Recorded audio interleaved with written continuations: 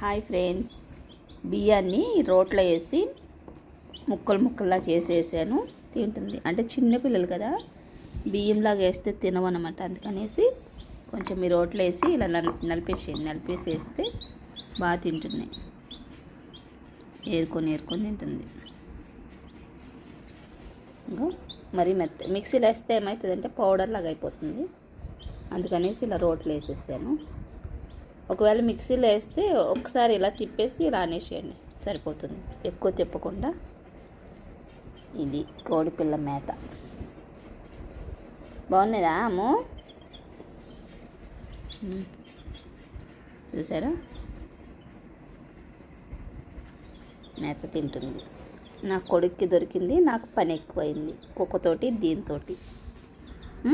నా కొడుక్కి దొరికి మంచిదైందా చెడు అయిందా నాకు అర్థం కావట్లేదు.